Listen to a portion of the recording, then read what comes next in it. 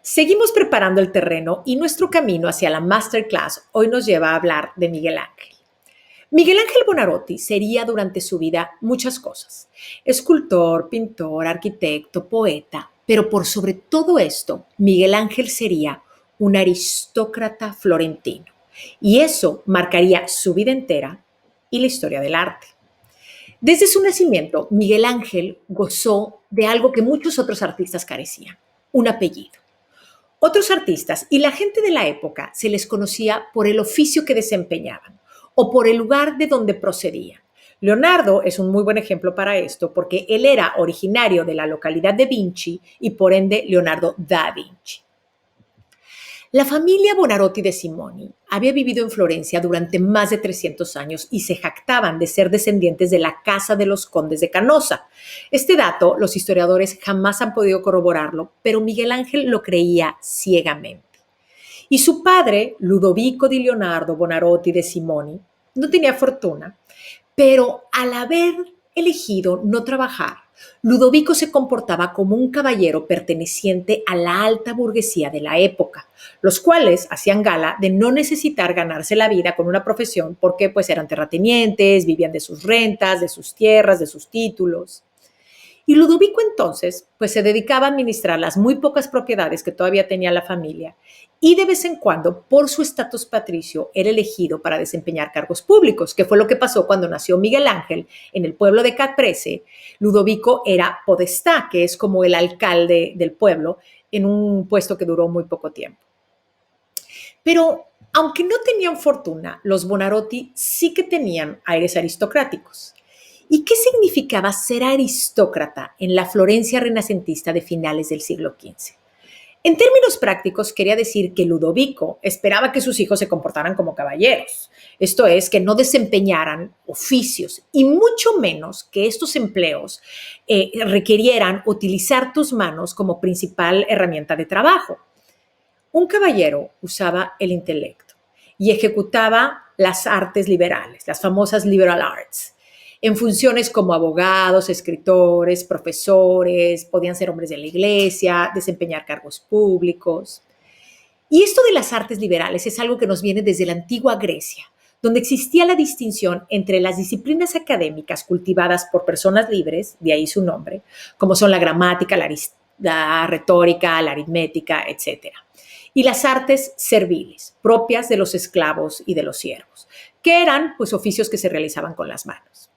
De ahí que cuando Miguel Ángel, aún siendo niño, manifestara su deseo de ser artista, su padre Ludovico y su tío Francisco se negaran, pero rotundamente, y además ni siquiera entendían. Ahora sí que, Miguel Ángel, mijito, pero ¿por qué? O sea, ¿por qué quieres ser un naco si puedes ser un caballero como nosotros, no?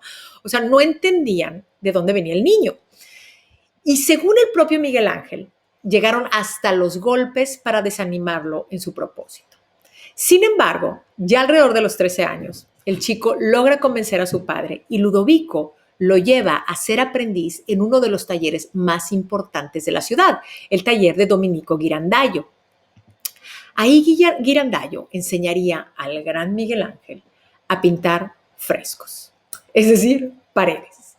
Porque obviamente de escultura ni hablemos, ¿no? O sea, nada más falta que trabajes la piedra, ¿no? Un Buonarroti, no, pero para nada. Pero ¿cómo es que esta tensión entre su origen patricio y sus ocupaciones manuales afectaría no solo su vida, sino la historia del arte? Y esto viene porque, al igual que Leonardo, antes que él, Miguel Ángel abogaría por elevar el estatus social de los artistas, argumentando que en la pintura y en la escultura el artista trabajaba con el intelecto basado en su genio creativo y no simplemente con las manos. El artista crea. Y al igual que Leonardo, Miguel Ángel buscó diseñar para sí mismo un nuevo rol que en realidad no existía dentro de la sociedad, que es el de artista y no artesano. El artista letrado, cultivado, digno de codearse con las clases sociales más altas. Y esto era algo que los artistas más destacados vendrían buscando durante el Renacimiento y la Contrarreforma y tal. Luego tendremos, por ejemplo, bueno, desde Tiziano, pero luego tendremos a Rubens, a Velázquez. Velázquez es un muy buen ejemplo porque él, buscando conseguir el mismo objetivo en la corte de Felipe IV de España, por ejemplo, logra al final ser investido o condecorado con la Cruz de Caballero de la Orden de Santiago.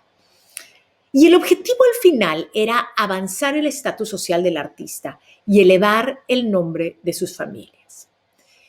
Miguel Ángel era particularmente sensible en todo, pero sobre todo en ser tratado como artesano.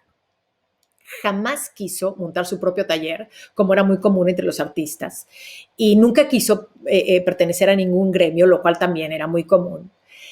Él no, él aceptaba comisiones y tuvo entre su clientela a más de 5 papas, cardenales y a las familias más ilustres de la península itálica. Miguel Ángel era muy hábil para manejar las relaciones con la alta burguesía en unos tiempos donde toda la situación política y los altercados entre el papado, los nobles, los poderosos de la época hacía que navegar estas relaciones fuera una tarea increíblemente compleja. Este fue un hombre que dejó su huella en las paredes y en los techos de uno de los espacios sagrados más importantes del mundo occidental. Pero su huella sería quizá más profunda y dejaría raíces más hondas en cuanto a nuestra idea y a nuestro entender del artista, como alguien que utiliza su genio creativo basado en juicio, razón y conocimiento. Miguel Ángel Buonarroti moriría a sus 88 años y lo llamarían el Divino, y dejaría para sus herederos cuantiosas propiedades y una gran fortuna, y para el resto de la humanidad una nueva forma de entender al artista y una nueva manera de representar el cuerpo humano. Pero de esto último y de su acercamiento al arte y al cuerpo humano en forma escultural estaremos hablando en la Masterclass. Inscríbete y síguenos en nuestra página de Facebook y en nuestro Instagram.